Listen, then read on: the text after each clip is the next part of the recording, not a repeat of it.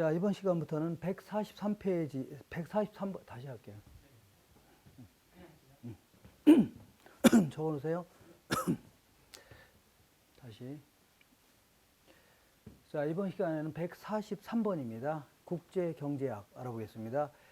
자, 국제경제학에서는 공부할 내용이 뭐 비교 우위에 따라서 무역하는 거 있잖아요. 요거 하고 왜 비교 우위가 생기냐, 이러한 원인 좀 알아볼 필요가 있습니다.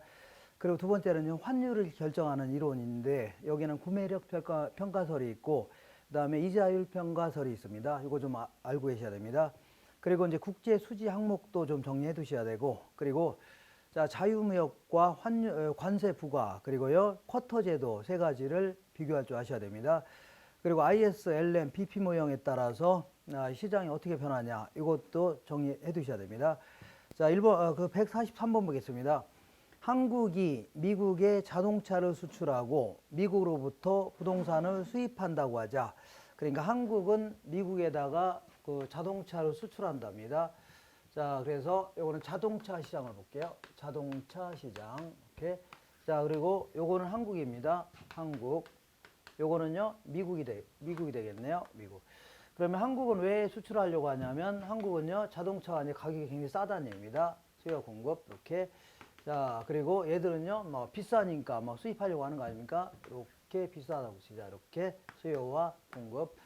자, 그래서 이제 무역을 하게 되면요, 한국이 이제 자동차 파는 거 아닙니까? 무역을 하게 되면요, 가격이 이 중간에서 이제 형성될 수밖에 없는 겁니다. 이런 식으로. 이렇게. 그러니까 요거는요, 원래의 가격이고, 요거는요, 국제 가격 되는 겁니다. 요것도요, 여기는요, 원래 가격인데, 얘네들은요, 국제 가격. 이렇게 해서 비슷해지겠죠? 그러면 한국 하나만 좀 따져볼게요. 한국 입장에서는요, 자, 가격이 이만하다가 이제 올라간 거 아닙니까? 예, 오르니까 수요자 입장에서는요, 소비자 입장에서는요, 이만큼 소비하려고 할 겁니다. 그 가격이 오르니까 이만 소비하려고 하죠. 근데 자, 공급자는요, 이만큼 공급하고 싶겠죠? 이만큼 공급하고 싶다. 그러면 어떻게 하면 돼요?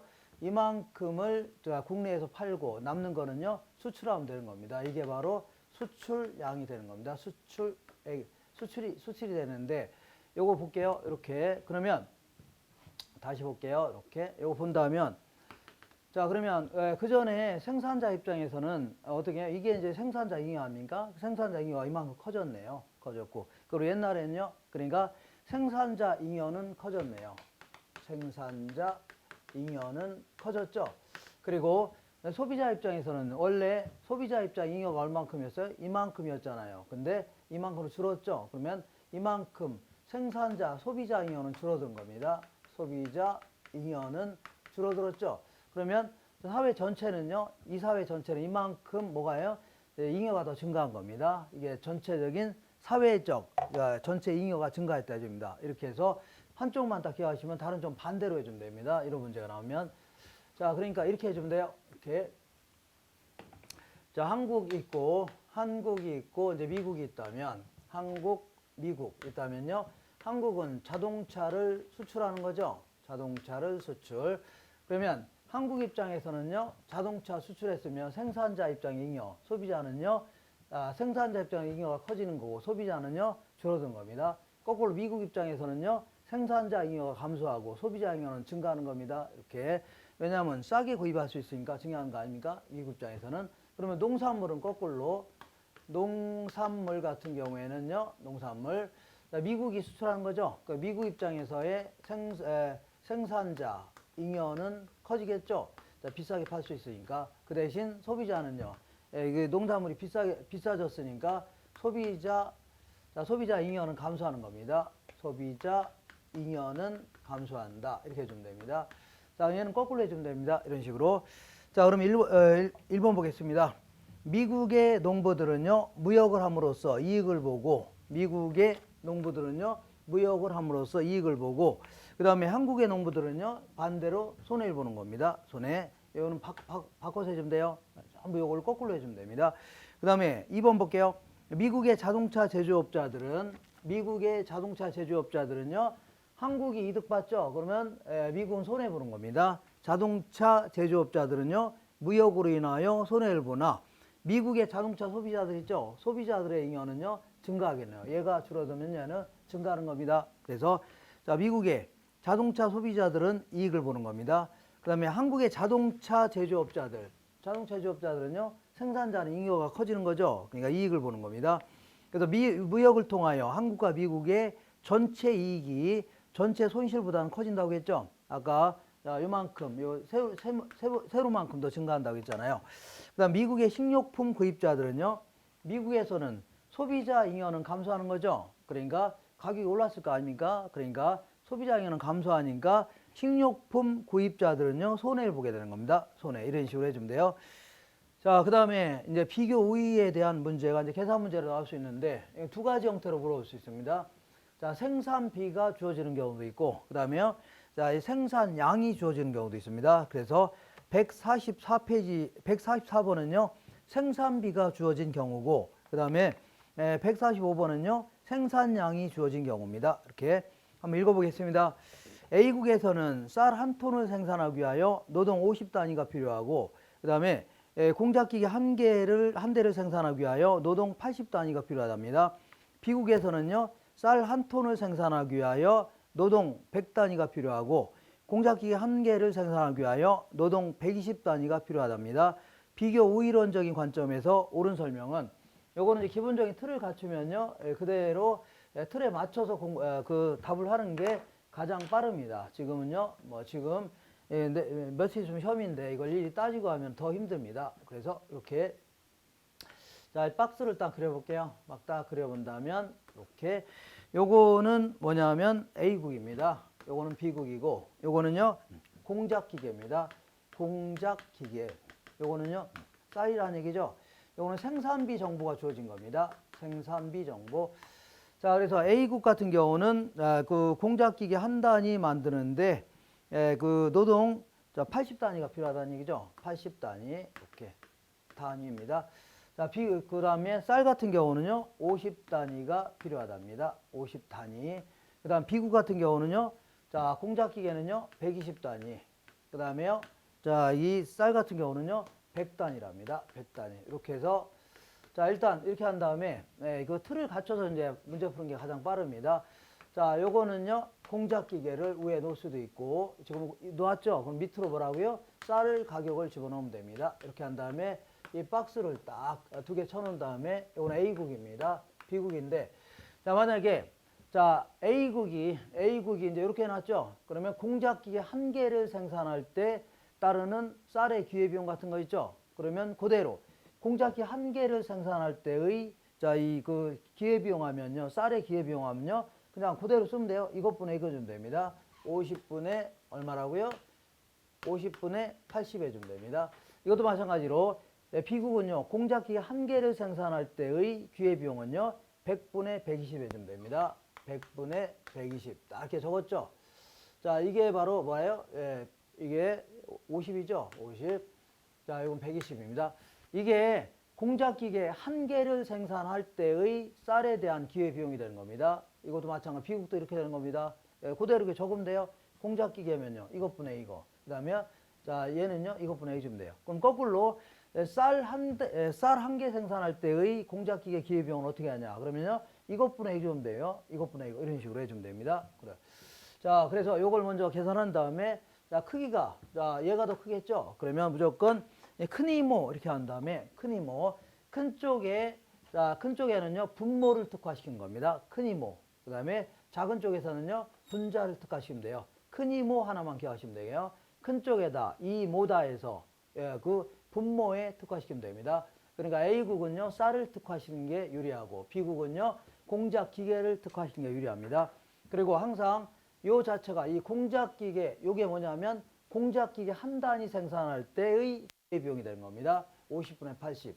이것도 마찬가지로 100분의 120. 만약에 거꾸로 쌀 한 개 생산할 때 한 가만이라 할까요? 쌀 한 단위 생산할 때의 기계 비용 하면요, 거꾸로 해주면 돼요. 80분의 50. 120분의 100 해주면 됩니다. 그리고, 자, 그 다음에 두 번째는요, 교역 범위라고 해서, 자, 교역 범위는요, 이렇게 해석하면 됩니다. 교역 범위는요, 만약에 공작기계 한 단위당 쌀을 몇 단위로 교환되냐 하면 무조건 요거예요. 공작 한 단위당 얘는요 50분의 80 50에서요. 얼마라고요? 100분의 120 사이에서 결정됩니다. 50분의 180에서 얼마라고요? 100분의 120 요 사이에서 결정되는 겁니다. 공작기계 한 단위당. 자, 여기 자, 공작기계 뭐라고요? 한 단위당 쌀은 뭐라고요? 50분의 80에서 100분의 120 이렇게 교환되는 겁니다. 이렇게 그 사이에서 결정되는 겁니다. 공작기 한 단위당 이렇게 좀 돼요. 자, 이런 식으로 계산하면 됩니다. 자, 그러면 읽어보겠습니다. 1번 A국은요. A국은 쌀 생산에 자, 그 다음에 B국은요. 자, 이 공작기계 생산에 의의를 갖는 겁니다. 그러니까 A국은 쌀 생산 및 공작기계 생산에 둘 다 의의를 갖는다. 이런 건 없습니다. 한쪽만 비교 의의를 갖는 겁니다. 자, A국은 어디라고요? 쌀 생산. A국은요, 쌀 생산. B국은요, 공작기계. 두 번째 볼게요. A국에 공작기계 한 개를 생산하는데 발생하는 기회비용은요. A국에 공작기계 한 개를 생산하는데 기회비용은요. 이것분의 해주면 되죠. 50분의 80 해주면 됩니다. 그게 틀렸고 그 다음에 자 3번 볼게요. B국은요. 쌀 생산 및 공작기계 생산에 비교 우위를 갖는 게 아니라 B국은요. 어디라고요? 공작기계 생산에 비교 우위가 있는 겁니다. 비교 우위. 그 다음에 4번 해볼게요. 자 B국에서 공작기계 한 개 생산하는데 발생하는 기회비용은요. 자 이번에 B국 입장에서 볼게요. B국 입장에서는 공작기계 한 단위 생산하는데 기회비용은요. 이것분의 이거 하라고 했죠. 그대로. 공작 한 단위 생산하는데 기회비용은요. 이것분의 이거 그대로 해주면 돼요. 그러니까 100분의 120이니까 1.2 해주면 됩니다. 1.2.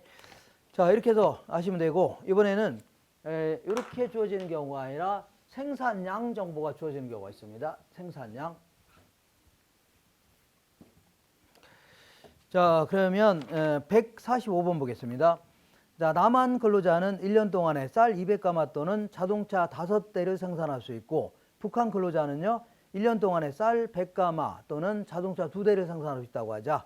다음 진술 중에 옳은 것은 자 그러니까 1년 동안에 이렇게 박스를 한번 그려볼게요. 이런 식으로 자 하나, 두 개, 세 개 이렇게 한 다음에 요거는 남북입니다. 남북이고 요거는 쌀입니다. 쌀. 그 다음에 요거는요 자동차입니다. 자동차 해줄게요. 자동차. 자 남한 같은 경우는요 얘기한 대로 1년 동안이죠. 1년 동안에 쌀을 200가마를 생산할 수 있고 그 다음에 자동차는요 5대 생산할 수 있답니다. 자 북한 같은 경우는요 쌀 100가마 그 다음에 자동차는요 2대를 생산할 수 있답니다. 자 그러면 요거는 생산량 정보가 주어진 거죠. 그 생산량 정보가 주어지면요 무조건 거꾸로 해주면 돼요. 거꾸로 이렇게 얘랑 뒤집어 놓으면 됩니다. 뒤집어 놔서 뒤집어 놓은 게 자 비용이라 생각하시면 돼요. 뒤집어 놓은 게 비용입니다. 그래서 자 이렇게 볼게요. 맨 먼저 자 이렇게 쌀의 가격 그 다음에 자 자동차의 가격 있죠. 이렇게 한 다음에 자 얘랑 얘는요 무조건 이제 뒤집어 놔야 됩니다. 자 그러니까 아까 비용 같은 경우는요 자 쌀에 대한 기회비용은요 이것분의 이거라고 했죠. 그런데 이번에는요 자 이것분의 이거 있죠. 근데 거꾸로 이때는 쌀에 대한 기회비용은요 200분의 50 200분의 5 해야 됩니다. 거꾸로 해줘야 돼요. 그냥 무조건 바꿔치기 하면 된다고 생각하시면 돼요. 얘랑이랑 바꿔서 해주면 됩니다. 이거 바꿔서 해주면 되죠. 그러니까 200분의 5가 되겠네요. 200분의 5. 쌀 한 가마 생산하는데 그 기회비용을 얘기합니다. 요거는 뭐라고요? 100분의 얼마라고요? 2가 되는 겁니다. 아까 비용으로 적을 때는 그대로 적으면 되죠. 근데 생산비 정보할 때는요 뒤집어서 쓰면 됩니다. 그러면 그 다음부터는 똑같이 해주면 됩니다. 똑같이. 그러면 요거 계산하면요 200분의 5죠. 그럼 얘가 더 크네요. 그죠? 그러면 큰 이모 해갖고 큰 이모에서 어디라고요? 여기는요 자동차 생산의 자 뭐예요? 비교 우위를 가는 겁니다. 여기는요 남한 아닙니까? 그리고 이건 북한이고 북한 같은 경우는요 이렇게 쌀 생산의 비교 우위를 가는 겁니다. 이렇게 해서 그대로 뒤집어서 생각하시면 돼요. 뒤집었다 생각하시면 돼요. 이렇게. 자, 읽어보겠습니다. 1번에 남한은 북한에 비하여 쌀과 자동차 생산에 모두 둘 다 일단 절대 위가 있는 거죠. 절대 위가 있다 해줘야 돼요. 자, 무역 후에 자동차 한 대의 상대 가격이 자동차 한 대를 생산할 때 요거죠. 자, 이거는 그대로 해놨으니까 그대로 해주면 됩니다. 자, 자동차 한 대를 생산하는 데의 기회비용은요. 자동차 한 대당 기회비용이죠. 요거는 자동차 아닙니까? 그러면 이것분의 해줘야 돼요. 아까하고 똑같이 해주면 됩니다. 한 번 바꿔놨죠? 그러면 거꾸로 해주면 돼요. 자동 한 대당 기회비용은요, 이것분의 이거 해주면 돼요. 5분의 200. 요거는요, 북한 같은 경우는요, 2분의 100이 되는 겁니다. 이렇게. 자, 그래서, 자, 한 대당, 그래서 요게 이제 결국 교역 범위도 요 사이에서 결정되는 겁니다. 자동차 한 대당. 그러니까 무역 후 자동차 한 대의 상대 가격이 40가마와 50가마 사이에서 결정된다면 남북한 모두 무역의 이익을 얻는 겁니다. 요 계산은 얼마요? 40이죠? 그리고 요거는요, 50이네요. 여기서 이제 결정된 답이 사이에서 결정될 거 아닙니까? 둘 다 이익을 보는 겁니다. 자, 그 다음에 3번 해볼게요. 남한은 쌀 생산에, 북한은요, 자동차 생산에 특화하는 게 아니라 남한은요, 자동차 생산에, 북한은요, 쌀 생산에 특화하여 무역을 한다면요, 양국 모두가 이득을 얻을 수가 있는 겁니다. 그리고 남북한 간의 무역이 이루어지면요, 남한은 이득을 얻으나 북한은 손해를 본다. 틀렸습니다. 둘 다 이익을 볼 수 있는 겁니다. 둘 다 이렇게 해줘야 돼요. 자, 이렇게 해서 아까 그 비용 같은 경우는요, 그대로 쌀 생산에 대한 기여비용 하면요, 이것분의 이거 그대로 해주면 돼요. 근데 생산량으로 한다면요, 쌀 생산의 기여비용은요, 이것분의 이걸 거꾸로 해줘야 돼요. 아예 처음부터 이제 바꿔서 했다고 생각하시면 상관없습니다. 이렇게. 그 다음에 146번 보겠습니다. A국은 상대적으로 노동력이 풍부하고 B국은요, 상대적으로 자본이 풍부하답니다. 핵시 어울린 정리에 입각할 때 경제적 교류가 전혀 없던 두 국가 간의 자유무역이 이루어진다면 무역 이전과 비교하여 A 국가의 임금과 이자율의 변화는, 자, 그러니까 자, 무역이 전혀 없을 때는 무역 전입니다. 자, A국 같은 경우는 노동 풍부국이었답니다. 노동력이 풍부한 나라였답니다. 노동 풍부.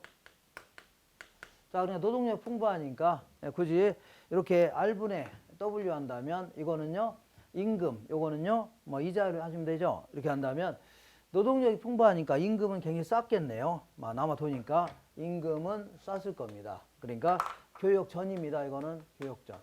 그리고 그 이자율은 높았을 겁니다. 이렇게. 근데 만약에 그 자유무역이 이루어지죠. 자유무역이 이루어진다면 생산 요소가 이동이 없는다 하더라도 자유무역을 하게 되면요, 노동 풍부국에서는요, 이런 노동 집약제를 더 많이 막 생산하려고 할 겁니다. 막 생산하려고 하니까 노동자를 그만큼, 그러니까 무역 후입니다. 그만큼 노동자를 많이 사용해야 되죠. 그러니까 어떻게 해요? 자연스럽게 뭐는요, R분의 W 한다면 임금은 점점 올라가는 겁니다. 반대로요, 이 자본주의 가격은 떨어지죠. 그러면서 결국은요, 두 나라가 비슷해질 수밖에 없는 겁니다. 두 나라가 상대적 요소 비용도 거의 비슷해지고, 그 다음에 절대 요소 가격 자체도 비슷해지는 이러한 형태가 됩니다. 자, 1번 볼게요. 그래서 정답은 1번입니다. 임금은 상승하고 이자율은요, 하락할 것이다 해줘야 됩니다. 임금은 상승, 이자율은요, 하락할 것이다 해줘야 됩니다. 자, 그 다음에 147번 보겠습니다. 환율과 관련된 다음 설명 중 옳지 않은 것은, 자, 우리 이제 환율은요, 그 변동 환율 제도에서 자, 외환 시장에서의 화폐의 수요 있죠? 외화의 수요와 공급에 의해서 결정되는 겁니다. 이런 식으로 해서 이렇게 외화에 따른 수요, 달러라고 칠게요. 달러에 대한 수요, 달러에 대한 공급, 여기에 따라서 뭐가 결정돼요? 자, 균형 환율이 딱 결정되는 겁니다. 그리고 균형, 자, 달러량, 자, 외화량이 결정되는데, 자, 무조건 외화의 공급은요, 자, 무조건 달러가 우리나라 들어온다. 자, 그러니까 외화가 유입되는 경우에는 전부 다, 자, 여기 외화의 공급에 집어넣어야 됩니다. 유입하면. 그 다음에 만약에, 자, 이거 외화 수요 있죠? 이거는요, 외화의 유출이 있다면 전부 다 달러 수가 증가하는 겁니다. 외화 유입이 있다면요, 달러 공급이 증가하는 거고, 이렇게 하시면 됩니다. 자, 그러니까 외화 유입이 있다는 얘기는, 예를 들어서 우리나라가 물건 수출했다. 그러면 그 외국에서 우리나라 원화를 바꿔야 될 거 아닙니까? 그러면 달러가 들어와야 안 들어와요? 들어오잖아요. 그래서 외화 유입이 있는 겁니다.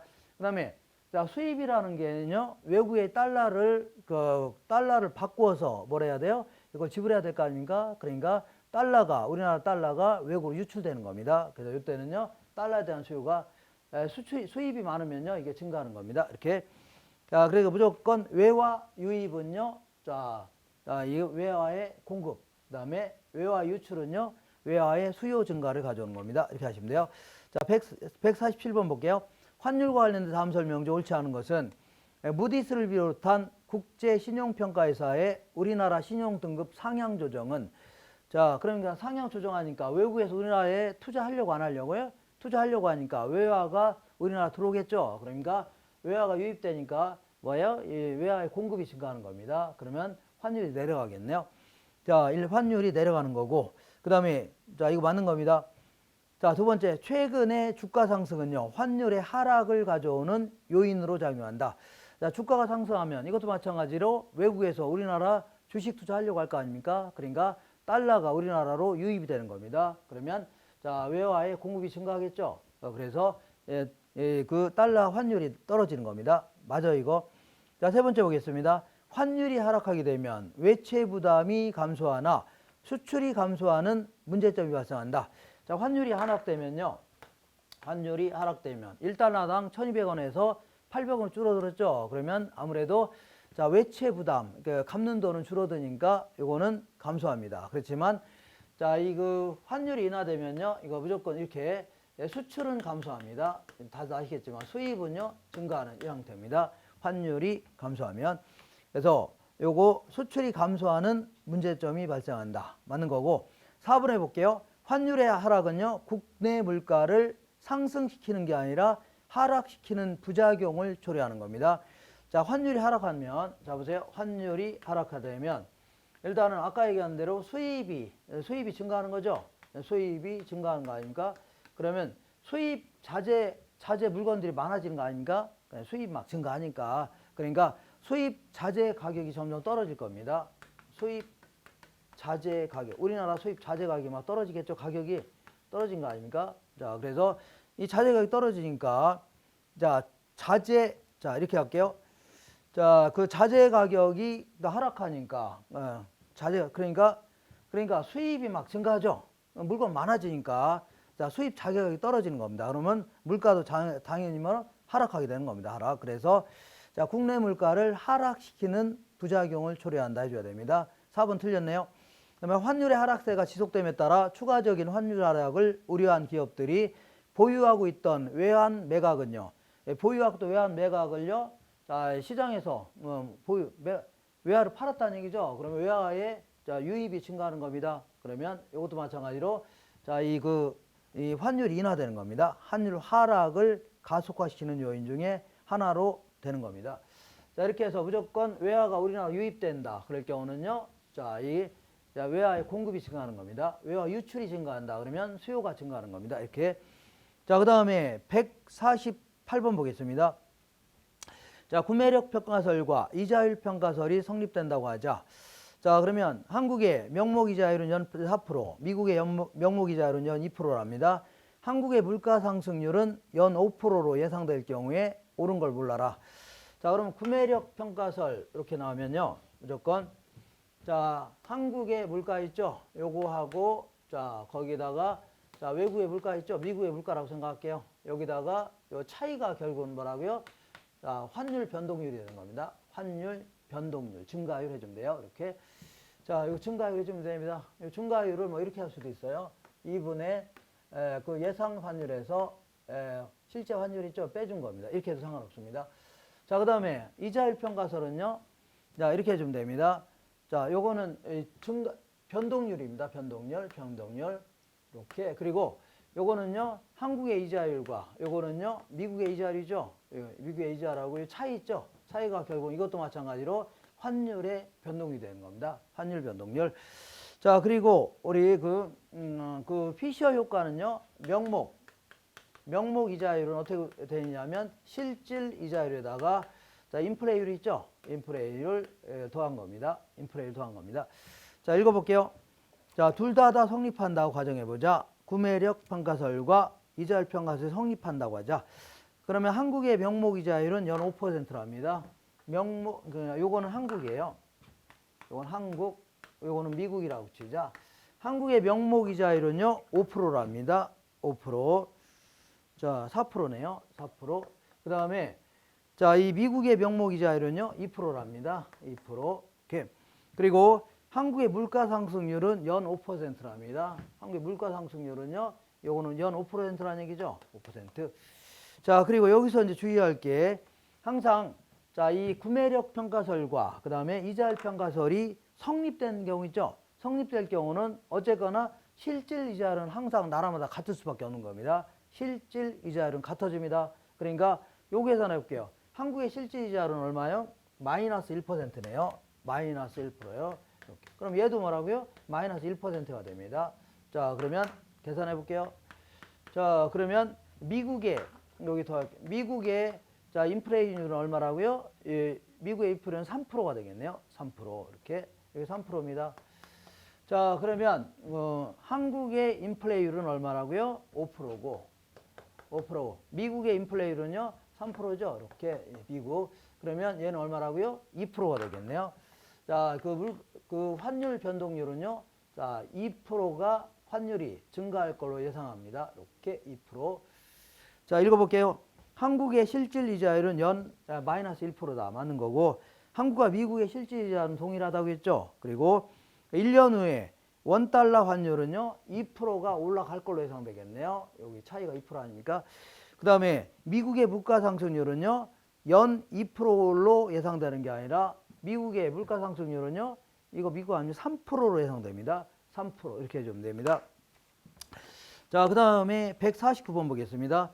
한국과 미국 간의 이자율 평가설이 성립된답니다. 미국의 이자율 평가설이 성립되는데, 자, 이자율 평가설은요, 자, 한국의 이자율은 요거고, 미국의 이자율은 요거라면, 여기 차이가 뭐라고요? 환율의 변동률이 되는 겁니다. 환율 변동률. 근데 요거를 요렇게 해도 상관없습니다. 이렇게. 자, 실제 환율 있죠? 그리고 예상 환율에다가 빼기, 실제 환율에도 똑같은 겁니다. 자, 그러면 이자율 평가 성립한다. 현재 한국의 명목 이자율은 2%랍니다. 한국의 명목 이자율은 2%예요. 이건 한국 거고. 그 다음에 미국의 명목 이자율은요 1%랍니다. 1%. 자, 그리고 예상 환율이 1달러당 1212원이랍니다. 이거 해줘야 되겠네요. 이렇게.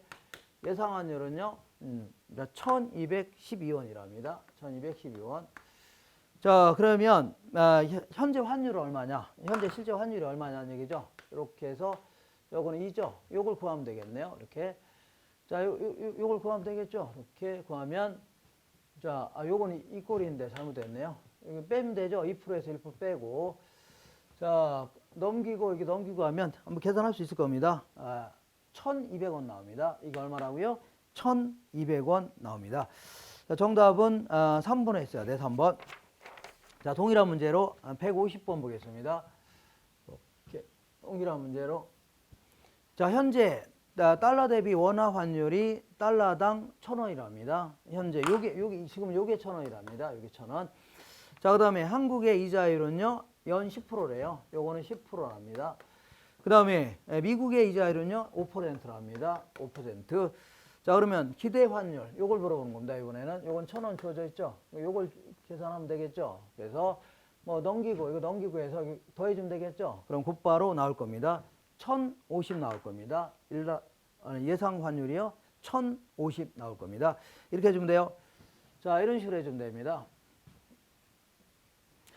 자, 그 다음에 55번 볼게요. 현재 한국의 대미 환율은요 1달러당 1,000원인데 한국의 물가는 이거는 이제 구매력 평가설에 따라서 이렇게 볼게요. 빅맥 가격을 제출하는 겁니다. 예를 들어서 빅맥. 자, 빅맥 그 맥도날드 있잖아요. 빅맥 가격이 똑같은 맥주랑 간주하는 겁니다. 똑같이. 여기는 미국입니다. 미국. 그리고 요거는요 한국 아닙니까? 한국. 이렇게 되어 있는데 자, 현재 1달러당 지금 환율은 1,000원으로 되어 있답니다. 1달러당 1,000원인데 이렇게 1,000원. 근데 지금 빅맥 가격이 한국에서는 한국의 물가수는 2,000원이랍니다. 빅맥이 요거는 2,000원이랍니다. 2,000원. 자, 그 다음에 미국은요 1이라는 얘기는 1달러라는 얘기입니다. 1달러. 그러니까 이게 이제 정확한 뭐가 될 수 있어요? 자, 이 환율이 될 수 있는데 현재 이렇게 돼 있다는 얘기죠. 이렇게. 자, 그래서 달러 가치가 이제 과소평가되어 있는 겁니다. 그래서 이런 경우에는 어떻게? 자, 이런 경우는 1달러를요. 자, 달러를 뭘로 바꿔요? 자, 원화를 달러로 바꿔서 막 수입을 자꾸 하려고 하겠네요. 수입. 그죠? 수입. 자, 그죠? 2,000원이면 2달러 바꿀 수 있죠. 그러니까 뭐 수입하려고 하네요. 그러면 이렇게 수입이 점점 증가하게 되는 겁니다. 수입 증가하게 되면 아까 얘기한 대로 수입이 증가하죠. 그러면 이때는요, 이렇게 외화 유출이 증가하는 거죠. 그러면 달러 가치가 올라가는 겁니다. 그러면 어디까지 올라가냐면 2,000원까지 올라가는 겁니다. 이렇게. 자, 이게 이제 최종적으로 이렇게 결정되는 겁니다. 자, 그래서 한번 읽어볼게요. 이때 구매력 평가설이 정확히 성립되는 경우 있죠. 정확히 성립되는 거는요, 1달러당 2,000원 되는 겁니다. 1달러당 2,000원. 자, 이때 이제 명목 환율은요, 1달러당 2,000원이 명목 환율입니다. 그리고 실제 환율은 이렇게 계산합니다. 실질 환율은요, 이렇게 한국의 물가 있죠. 거기다가 자, 이 그 명목 환율 곱하기 미국의 물가 있죠. 이렇게 좀 됩니다. 미국 물가. 자, 그러니까 실질 환율은 이게 얼마냐 그런 얘기 아닙니까? 그럼 명목 환율은요, 정확히 성립됐다고 할 때 이거는 2,000원이죠. 그리고 미국의 물가는 1원이죠. 한국의 물가는 2,000원 아닙니까? 그래서 항상 1이 될 수밖에 없는 겁니다. 이렇게. 그래서 실질 환율은 얼마라고요? 1이 된다 해줘야 됩니다. 1. 그 다음에 152번 보시면 다음 중 원화 가치를 하락시키는 요인으로 모두 고른 것은 원화 가치를 하락시킨다. 그 얘기는 거꾸로 한다면요, 환율이 올라간다는 얘기입니다. 원화 가치가 절하됐다. 그런 얘기는요, 환율이 올라갔다는 얘기입니다. 환율이 인상됐다는 얘기입니다. 그래서 결국 환율이 인상되는 요인을 모두 골라라 그 얘기입니다. 그러면 자, 국내 기업이 해외 부동산에 취득이 확대됐답니다. 해외 부동산을 취득하려고 하니까 일단은 우리나라 달러가 외국으로 다 유출되겠죠. 달러로 외국 뭐 구입해야 될 거 아닙니까? 그러니까 외화 유출이 있기 때문에 외화 공급이 증가하는 거죠. 그러면 그때는요, 환율이 인하되는 겁니다. 자, 한번 볼게요. 국내 자동차 산업에 자동차 수출이 증가했답니다.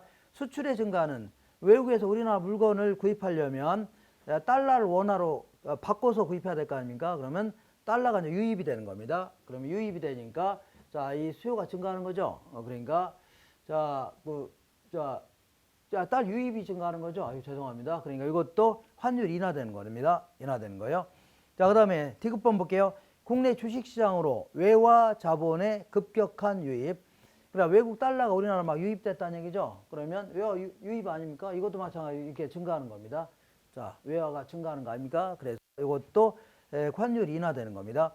그 다음에 자, 이번에는 자, 원유 가격 상승으로 이 원유 수입 금액이 급격히 증가했답니다. 그러면 원유를 수입하려니까 외화가 유출되겠죠. 외화 유출이 되니까 이게 외화 유출 아닙니까? 이렇게. 자, 그러면 이렇게 증가하면서 환율이 인상되는 겁니다. 이렇게.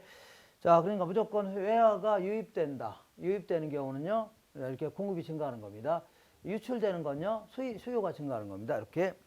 자, 이렇게 해서 정리하시고, 그 다음 이번에는 국제 수지표로 한번 작성해 보겠습니다. 국제 수지표. 자, 국제 수지표는 어떤 식으로 되어 있냐면, 이렇게. 자, 크게 이제 경상수지와 자본금융 계정 되어 있습니다. 자본금융 계정 이런 식으로 되어 있습니다.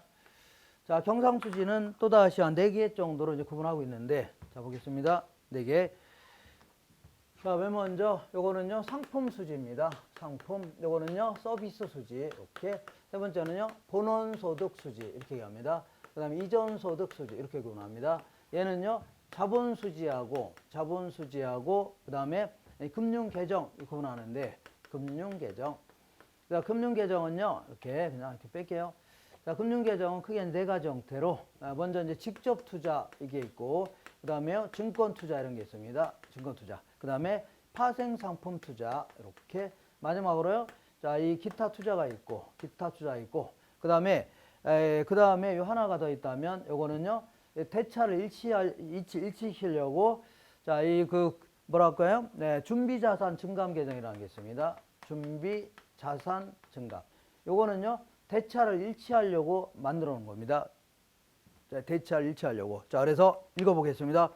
우리나라 국제 수지에 관한 설명으로 옳은 것은 유학생에 대한 해외 송금액의 증가는, 자, 유학생에 대해서 이제 송금액이 증가할 수 있죠. 그럼 외화가 유출될 거 아닙니까? 유출되는데, 근데 이거는 이제 교육비 들어가는 거 있죠. 이런 건 전부 다 이 서비스 수지에 들어가는 겁니다. 서비스 해외. 그래서 요거는요, 이 서비스 수지에 나간 돈이죠. 그러니까 적자로 기록되겠네요.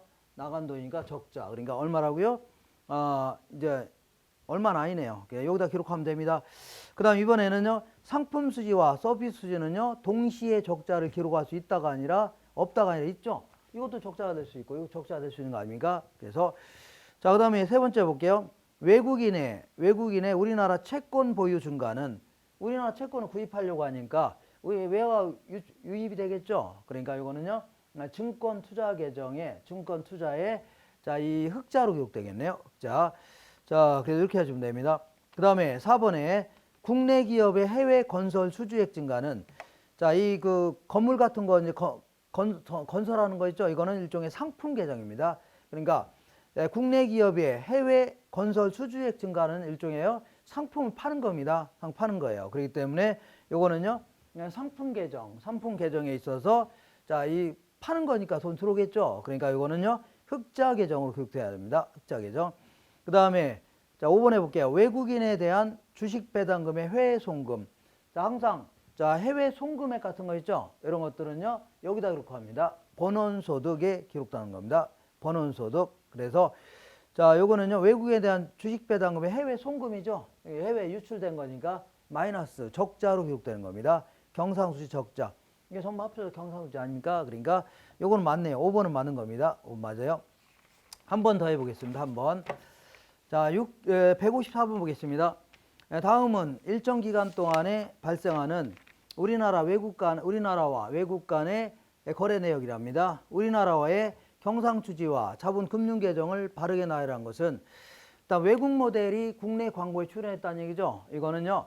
일종의 임금이라든가 급여 같은 거 있죠. 이런 거 전부 다 여기다 기록합니다. 본원 소득 계정 여기다 기록합니다. 본원 소득 수지. 그래서 요거는요. 외국인한테 달러 준 거 아닙니까? 그러니까 적자로 기록해야 되겠네요. 이렇게 얼마라고요? 마이너스 1억 해주면 되겠네요. 그 다음에 자 외국 펀드가 우리나라 국내 빌딩을 구입한 겁니다. 우리나라 빌딩을 구입했다. 공장을 설립하고 이런 게 아니라 그냥 부동산 구입했다는 얘기죠. 그럼 이거는요. 이 자본수지 계정에 집어넣어야 됩니다. 어쨌거나 우리나라 빌딩을 구입하니까 돈이 들어온 거죠. 그러니까 흑자로 기록해야 됩니다. 자, 이렇게 달러가 들어온 거니까. 자, 그 다음에 재외동포 2세들이 국내 대학에 입학했답니다. 그러면 외국에 있는 재외동포들이 우리나라에 입학했다는 얘기는 이제 우리나라에 이제 달러가 유입이 되겠죠. 그러니까 요거는요. 항상 교육비 같은 거는요. 서비스 계정에 기록해야 됩니다. 교육비. 그래서 그 국내 대학에 입학했으니까 자, 플러스 1. 그러니까 여기 플러스 1로 기록해야 되겠네요.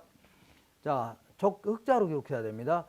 자, 그 다음에 국내 전자회사에 전자가 중국에 휴대폰을 수출했답니다. 휴대폰 팔았다는 얘기죠. 상품 계정이네요. 상품 수지. 팔았으니까 자, 이 외화가 유입되겠죠. 그러니까 요거는요. 얼마예요? 그 1억 달러니까 플러스 1이 되겠네요. 이렇게.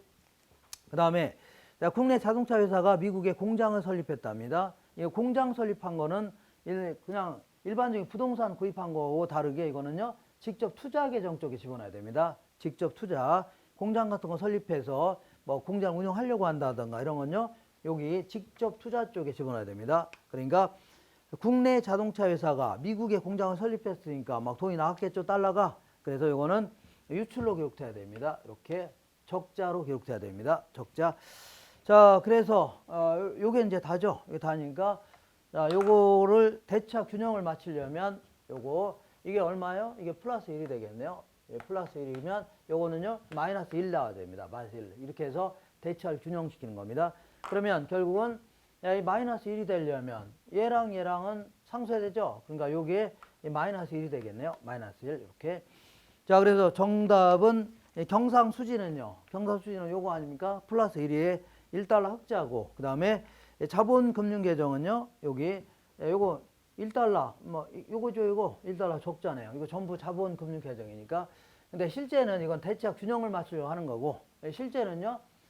여기서 그 1달러 자 1달러라고 할까 1억 달러 여기서 1억 달러 그리고 여기는 상쇄되죠. 결국은요 1억 달러 실장에서는요 흑자를 기록하는 겁니다. 실제는요 이러다 흑자인데 요걸 대차 균형을 맞추려다 보니까 이렇게 한 겁니다. 이렇게. 자, 그 다음에 이번에는 그 관세를 부과하는 내용 좀 정리해 보겠습니다.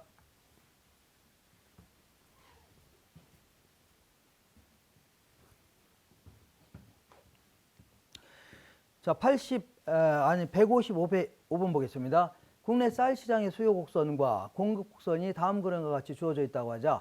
국내 시장의 쌀 가격이 10원이고 국내 시장의 개방이 국제 시장 균형 가격에 영향을 주지 않는다는 얘기죠. 그럼 다음 설명 중에 옳은 것은, 자, 지금 현재 이렇게 볼게요. 이렇게 쌀 시장이 있는데 쌀 시장에 수요와 공급, 이렇게 좀 공급이 만나는 점이 있죠. 만나는 점에서 자, 이렇게 쌀 가격이 이제 얼마 형성돼 있어요? 30원 형성돼 있었는데 30원 쌀 이렇게 형성돼 있었는데 무역을 하게 되니까 외국에 있는 국제시장 균형 가격이 10원이라는 얘기죠. 10원. 국제시장 균형 가격이 10원 아닙니까? 10원. 10원으로 이제 뭐 수입을 하겠네요. 비싸니까 수입할 거 아닙니까? 그러면 자, 이 10원에 대해서 이거는 수요, 공급 아닙니까? 10원에 대해서 자, 공급자는요, 생산자는 이만큼만 공급하려고 할 겁니다. 이만큼 10원인데 이렇게 싼데 이만큼 공급하려고 하죠. 그러니까 이거 얼마라고요? 10개입니다. 10개. 자, 근데 쌀 10가마라고 생각할게요. 그냥 10개라고 할게요. 예, 근데 자, 이게 가격이 싸졌죠? 그러니까 소비하고자 하냐 이렇게 많네요. 이렇게. 이게 얼마라고요? 60개라고 할게요. 60개. 그러면 결국은 자, 10개는요, 국내 생산자가 생산할 것이고 나머지는요, 수입하려고 할 겁니다. 결국 이게 이제 여기서 여기까지가요, 수입액이 되는 겁니다. 수입 수량이 되는 겁니다. 그래서 1번 볼게요. 쌀 시장 개방으로 인하여, 자, 그리고 쌀 시장 개방으로 인하여 저 볼게요. 지금 그전에는 소비자 잉여가 얼마였어요? 이만큼이었잖아요. 근데 지금은요, 이만큼으로 바뀌었죠. 소비자 잉여 증가했네요. 근데 생산자 잉여는요, 옛날에는 이만큼이었죠. 근데 지금은요, 요만큼 줄어들었죠. 그죠? 요만큼이 생산자 잉여의 감소분이 된 겁니다. 그래서 1번 볼게요. 쌀 시장 개방으로 인하여 국내 소비자 잉여는 증가했죠. 그리고 생산자 잉여는요, 생산자 잉여 감소했네요. 감소했다 해줘야 돼요. 그래서 2번 볼게요. 쌀 시장 개방 후에 국내 소비자들의 쌀 소비량은요, 국내 소비자는 60개 소비하려고 할 거 아닙니까? 근데 이 중에서 국내 균형 생산량 30개가 아니라 10개 있죠. 10개를 뺀 나머지 있죠. 나머지가 결국은요, 이 수입량이 되는 겁니다. 수입량. 이렇게. 자, 그래서 나머지가 수입되는 겁니다. 그리고 쌀 시장 개방 후에 10원의 관세를 부과한다면, 개방 후에 10원씩 관세를 내랍니다. 그러면 얘들은요, 얘네들은요, 10원 올려서 이제 돈을 받으려고 할 겁니다. 20원에 받으려고 하겠죠. 이렇게. 그러면, 자, 이 쌀의 가격이 이제 20원 올라가는 겁니다. 결과적으로. 그러면, 자, 이만한 가격에서, 자, 생산자는 공급하고자 하냐 이렇게 늘어났죠. 그래서 생산량 늘어났네요. 그 다음에, 이만한 가격에서 소비하고자 하냐, 소비자량 아닌가 줄어들었네요. 이렇게 줄어들었습니다. 이렇게. 자, 그리고 결국은 요거 올려서 받은 거는 세금 내려고 올린 거죠. 그러니까 요거는 누가 가져가는 거예요? 요거는 결국은 자, 정부가 가져가는 겁니다. 정부가 가져가는 거고. 그 다음에 소비자 잉여는요, 원래 이만큼이었죠. 이만큼이었는데 지금은 이만큼으로 줄어들었죠. 그리고 생산자 잉여는요, 이만큼에서 이만큼 증가했죠. 증가했고. 그리고 이만큼은요, 예, 그 수입업자 가져가는 거고, 요거는요, 자, 이 정부가 가져가는 거 아닙니까? 그러다 보니까 결국은요, 요만큼이 후생이, 그러니까, 자, 사중적 손실, 그러니까 효율이 날아간 겁니다. 날아간 거예요, 요만큼. 자, 읽어보겠습니다. 3번 볼게요. 쌀 시장 개방 후에 10원의 관세를 부과한다면 국내 생산자 잉여는요, 어디에요? 이만큼에서 이만큼 증가했죠. 그러니까 관세 부과 전보다 그러니까 이만큼 증가한 거 아닙니까? 이만큼 증가했죠. 그 계산해야 되겠네요. 자, 여기가 얼마로 되어 있냐면 20이죠. 20. 그리고 여기는요. 자, 요거는 45가 되겠네요. 45. 그러니까 지금 생산자 잉여가 얼만큼 증가한 거예요? 자, 이만큼 증가했죠. 이거 계산해야 되는데 쟤는요. 요 면적을 어떻게 하면 돼요? 10 곱하기 10 하니까 100이죠. 100이고 요 면적 계산해야 되는데 요것도 10 곱하기 10이니까 100이죠. 100인데 반이니까 50이 되겠네요. 생산자 잉여는요 150이 증가하는 겁니다. 150. 자, 그래서 관세 부과 전보다 200이 증가하는 게 아니라 150이 증가하는 겁니다. 그 다음에 네 번째, 쌀 시장 개방 후에 10원의 관세를 부과한다면 관세 부과 전보다 125의 자중 손실 혹은요 사중적 손실이라는 겁니다. 예, 요게 발생한다. 그러니까 결국은 요게 효율이 날아간 거죠. 요만큼이 날아간 겁니다. 요거 계산해야 되겠네요. 요거하고 그러니까 요거하고 요걸 계산하면 됩니다. 계산하면 되는데 자, 이게 사중적 손실입니다. 근데 어떻게 계산합니까? 요거는요, 10 곱하기 아니면 10이니까 100이죠? 그러니까 요거는 100 나누기 2 하면 되겠네요. 100 나누기 2 하면 되고. 그럼 요거는요, 요거 계산하죠? 요거는요, 15 아닌가? 15하고 10을 곱하니까 150이죠? 150에다 나누기 2 하면, 예, 그러나 요거는 50, 요건 75니까요. 125만큼 사중적 손실이 발생한 겁니다. 125. 그래서 요거 맞네요. 요건 맞네요. 그 다음에 10의 관세 대신에 15원의 수입 할당을 하더라도 소비자잉여는 동일한 게 아니라, 자, 수입 할당을 하려면요, 옛날하고 똑같아지려면요, 이만큼 수입 할당을 해야 되는 겁니다. 25만큼. 그러면 자연스럽게 물량이 줄어들죠. 그러면 이 물량순에 맞춰서 가격이 올라갈 겁니다. 결국은 이만큼은 결국은 수입 할당자 있죠. 기업이 가져가는 겁니다. 할당받은 기업이 가져가는 겁니다. 관세를 부과했을 때는요, 누가 가져간다고요? 정부가 가져가는 건데, 수입 할당을 했을 때는요, 할당자가 가져가는 겁니다. 자, 그래서 5번도 틀렸는데 10의 관세 대신에 15의 수입 할당을 하는 게 아니라 25의 수입 할당하는 경우 있죠. 25의 수입 할당하는 경우에는 그때는 국내 소비자잉여는요, 동일해지는 겁니다. 소비자잉여는요, 관세를 부과할 때 이만큼이죠. 그리고 지금 할 때도 이만큼 아닙니까? 그때는 동일해지는 겁니다. 자, 그 다음에 그 156번 보겠습니다. 관세와 수입 할당제 간의 근본적인 차이에 대한 설명으로 옳은 것은, 관세하고 수입 할당제의 가장 근본적인 차이는요, 결국 요게 차이가 납니다. 요거를 정부가 가져가냐 아니면요, 수입 할당 업체가 가져가냐, 이 차이만 있는 겁니다. 할당받은 기업이 가져가냐. 그래서 정답은 5번입니다. 관세는 정부에 대하여 관세 수입을 증가시키지만 수입 할당제는요, 수입 면허 소유자 있죠. 수입 면허 소유자의 잉여가 증가하는 겁니다. 그래서 5번이 맞는 거, 다른 거 틀린 겁니다. 그 다음에 157번 보겠습니다. 정부가 쇠고기 수입에 대하여 무역 제한 조치를 도입하기 위하여 수입 쿼터와 수입 관세 제도를 효과를 비교한 후에 다음 옳은 설명을 모두 고른 것은, 둘 중에 어느 하나를 할 거냐 그런 얘기인데, 두 제도 모두 쇠고기의 국내 가격은 올라가죠. 그러니까 원래 국내 가격은, 자, 국내 가격은요, 둘 다 원래는 왜 국제 가격 요거 있죠. 근데 지금은 둘 다 올라가는 겁니다. 여기까지 올라가는 거예요. 그러니까 둘 다 상승하는 겁니다. 자, 두 번째 볼게요. 자, 두 번째는요, 그 두 제도 모두 과잉 소비로 인하여 사회적 후생 손실이 발생한다. 틀렸습니다. 과잉 소비가 아니라 소비가 감소하는 거죠. 가격 오르니까 소비가 감소하는 거죠. 예, 그래서 그러면서 후생 손실이 발생한다. 요건 맞는 겁니다. 근데 과잉 소비가 아니라 소비 감소입니다. 디귿번 해볼게요. 두 제도 모두 과소 생산으로 사회적 후생 손실이 발생하는 게 아니라 생산은 증가하겠죠. 가격이 좋아지니까 생산자는요, 우리나라 기업들은 생산을 늘리려고 할 겁니다. 생산은 늘리는데 이 경우에도 마찬가지로 후생 손실이 발생하는 겁니다. 이렇게 사중적 손실. 그 다음에 리을번 볼게요. 수입 면허의 획득을 위하여 정부에 대한 로비 비용이 쓰인다면 수입 쿼터 하에서, 자, 거의 리을번보다는 미음번을 먼저 하겠습니다. 수입 쿼터 하에서 정부가 수입 면허의 가격을 국내외 가격 차이와 같게 정한다면, 결국은요, 그러니까 수입 쿼터를 주려고, 자, 수입 면허 가격을, 자, 책정해서 이거 받아내려고 한다는 얘기죠. 근데 국내외 가격 차이가 얼마예요? 결국 요만큼 아닙니까? 요만큼을요, 쿼터의 면허 가격으로 받겠다는 얘기죠. 결국은 이게 원래는 그럼 쿼터를 받은 자가 가져갈 잉여 아닙니까? 근데 이걸 정부가 가져가는 거죠. 그 차이만 있는 겁니다. 다시 읽어볼게요. 수입 쿼터 하에서 정부가 수입 면허의 가격을 국내외 가격 차이와 같게 정한다면, 그러니까 원래 기업이 가져갈 잉여가 이만큼 아닙니까? 수입 쿼터 하에서. 근데 요거를 이만큼을 뭘 받겠다고요? 면허 가격으로 받겠다는 얘기죠. 그러면 이만큼을 누가 가져가는 거예요? 정부가 가져가는 겁니다. 그래서 수입 쿼터 하에서의 사회적 후생 손실이 더 작을 수 있다가 아니라 사회적 후생 손실은 그대로입니다. 그대로야. 그대로니까 다만, 자, 이 기업이 가져가는 잉여가 누가 가져간다고요? 정부가 가져갈 뿐입니다. 이렇게 하시면 돼요. 그 다음에, 자, 리을번 보겠습니다. 수입 면허 획득을 위하여 정부에 대하여 로비 비용으로 쓰인다면, 자, 그러면 수입 쿼터 하에서의 실질적인 사회적 후생 손실은요, 더 클 수는 있다. 이거 맞는 겁니다.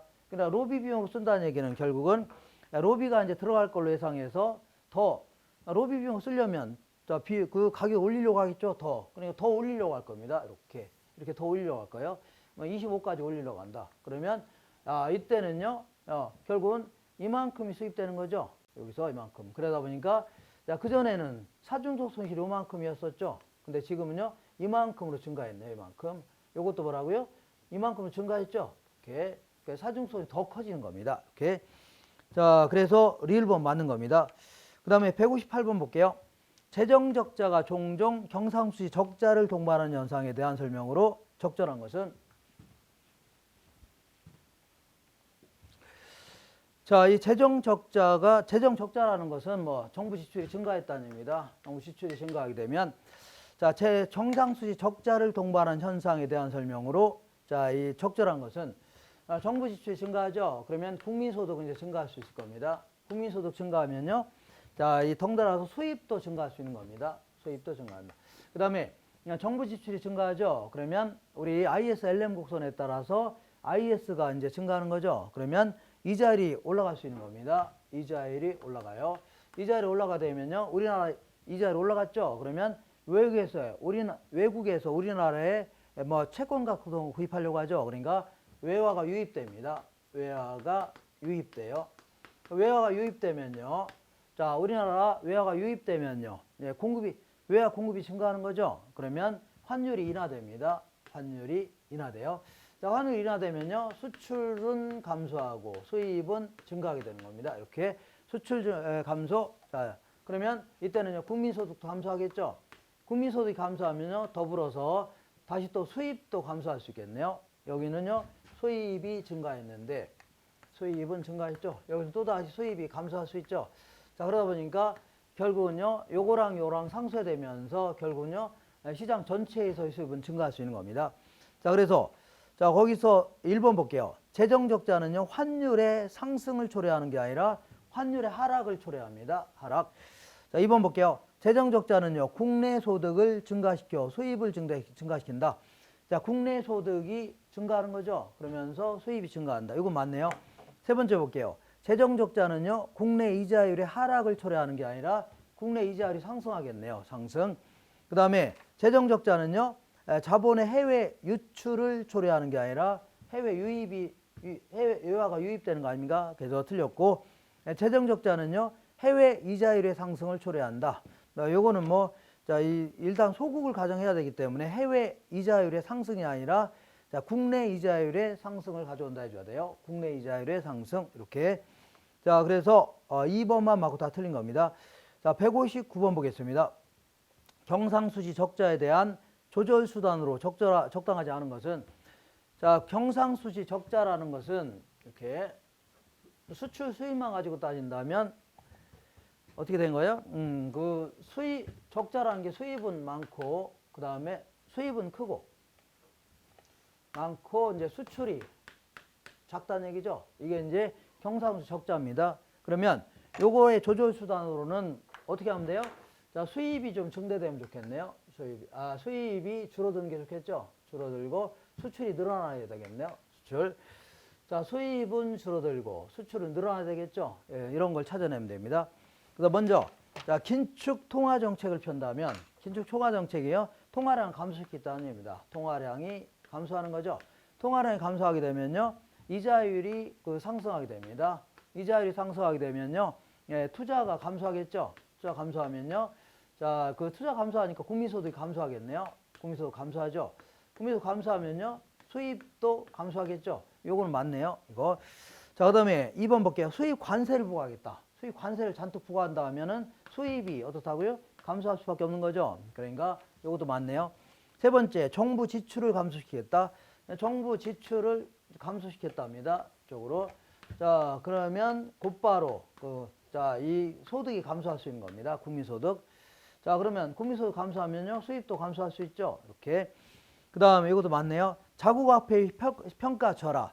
자국화폐의 평가절하라는 것은 거꾸로 한다면요.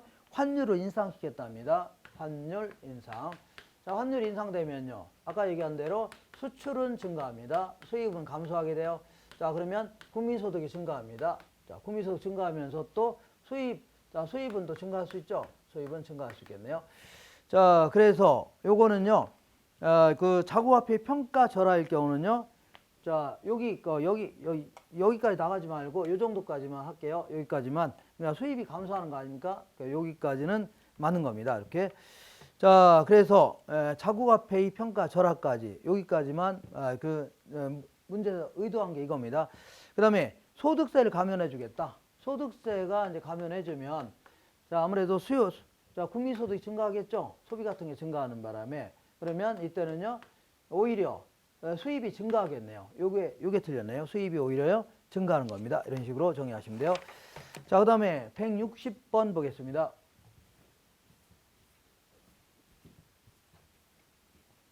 자, 160번에 자본이동 및 무역거래가 완전히 자유롭고 변동환율 제도를 채택하고 있는 소규모 개방경제에서 자, A국의 확대 재정정책을 실시할 경우에 ISLM 모형에 의하면 최종 준영에서 국민소득과 환율은 정책 실시 이전의 최초 규정에 비하여 어떻게 변하냐 그런 얘기입니다. 자, 이런 문제 나오면 그냥 뭐 그림 가지고 풀면은 오히려 더 헷갈립니다. 그러니까 이런 식으로 풀면 됩니다. 자, 변동환율 제도 있죠? 변동환율 제도에서는 정부 지출이 증가하죠? 그러면 이제 국민소득이 증가할 수 있는 겁니다. 자, 그리고 그 정부 지출이 증가하게 되면요, ISO 곡선이 우측으로 이동하죠. 그러면서 이자율이 올라갈 수 있습니다. 이자율이 올라가요. 그럼 이자율이 올라가게 되면 우리나라 금리가 좋아졌으니까 외화가 우리나라 들어올 겁니다. 외화 유입이 나타납니다. 자, 외화 유입이 되면요, 외화의 공급이 증가하는 형태죠. 그러다 보니까 이때는요, 환율이 인하됩니다. 환율이 인하.